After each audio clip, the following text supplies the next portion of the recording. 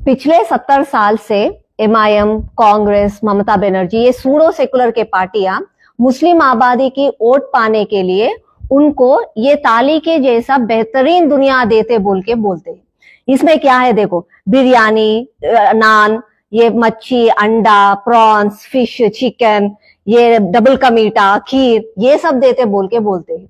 जब वो सत्ता में आने के बाद, वो लोग कुर्सी में बैठने के बाद हकीकत में तो ये सफेद चावल और ये अचार देते हैं।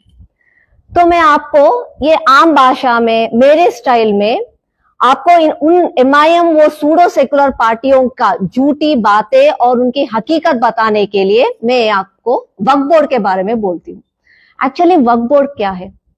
हमारे देश में डिफेंस और रेलवेज के बाद ज्यादा जमीन और ज्यादा जायदाद वक्फ बोर्ड के पास है। उनके पास इतने ज्यादा है कि पूरे आवाम, मुस्लिम आबादी को देश में ऐसे ताली की तरह जिंदगी दे सकते हैं। लेकिन वो लोग क्या करते हैं? ये खाली थाली देते हैं। अगर हम देखें तो कुछ लोग कैसे रहते हैं?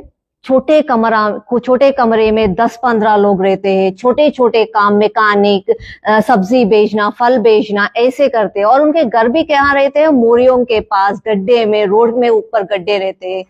और अगर आप वक्फ बोर्ड के मेंबर्स को देखते हैं, कुछ लोगों को, कुछ लीडरों को, उनके बच्चे लंदन में पढ़ रहे हैं, वो आलीशान बंगला में रहते हैं, उनकी जिंदगी तो बेहतरीन है।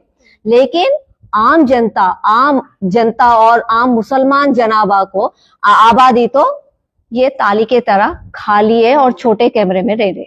तो इसीलिए मोदी साहब और मोदी सरकार ने आज अमेंडमेंट करके वक्फ बिल लाया है। वो वक्फ बिल क्या है?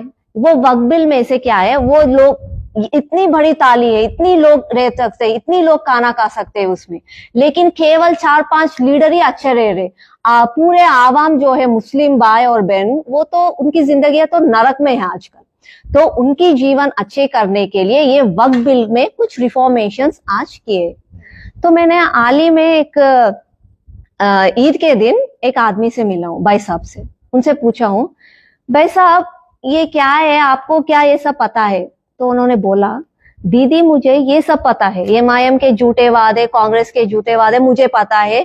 वो लोग परोस के देते बोल के ये सब मच्छी, बिरयानी, वो सब देते बोलते हैं, लेकिन परोसते समय केवल सफेद चावल देते हमको। ये सब हमको मालूम है। और दूसरी तरफ बीजेपी जो है, चावल, रोटी, 2 सब्जियां, दही, वो सब देते बोलकर वो गारंटी के साथ बोलते हैं और वो गारंटी को निभाते भी है। पूरे देश भर में यही देते हैं और यही निभाते हैं। ये मोदी की गारंटी है। हमको मालूम है मोदी जी के बारे में, और हमको ये झूठे वालों के बारे में मालूम है, कांग्रेस एमआईएम के। लेकिन जब हम वोट देते हैं, इलेक्शन के समय अंदर जाकर वोट देते हैं, तो हमारा हाथ उन्हीं के पास, कांग्रेस और एमआईएम के पास ही जाता है। तो मैंने बोला, भाई साहब ऐसे क्यों है? तो उन्होंने बोला कि कुछ डर, ये बीजेपी के ऊपर कुछ डर और बहकाना, बातें बोलना, और ये बोलते हैं कि अगर बीजेपी अगर सत्ता में आ गए तो हल्ला मच जाएगा, हमको जीने नहीं देंगे, ये वो बोल के बातें बोलते हैं। तो मैंने पूछा, भाई साहब 370 आर्टिकल आया, 370 आर्टिकल आते समय क्या बोले? पार्लियामेंट में बोले कि पूरा दुनिया में, कश्मीर में आग लग जाएगा बोल के बोले। हुआ क्या? नहीं हुआ। और सीए के समय में भी बोले अगर सीए अमल हो जाएगा तो मुसलमान भाई के साथ सिटीजनशिप निकाल दी जाएगी।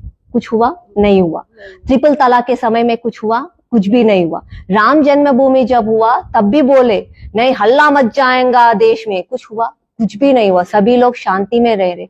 हाल ही में ये वक्फ बिल के समय भी बोले नहीं, हम नहीं मानते, कुछ झगड़ा हो जाएगा, वो हो जाएगा। कुछ हुआ? कुछ भी नहीं हुआ। हम लोग शांति से रह रहे, ठीक है, फुर्सत से है, तो ये डर क्यों? तो उन्होंने बोला, दीदी ज्यादा तक ये मुसलमान आबादी में 90% वोटर्स जो है दबाव में आकर वो डर से वोट देते हैं, लेकिन प्यार से तो कोई भी नहीं देते। उन लोगों की मालूम है ये झूठ कौन बोल रहा है, उन लोगों को भी मालूम है। तो मैं सोच रही हूँ कि मैं आप सबसे ये अपील करना चाहती हूँ कि आगे जाके अच्छाई के बारे में सोचिए, देश के बारे में सोचिए और देश की तरक्की के बारे में सोचिए।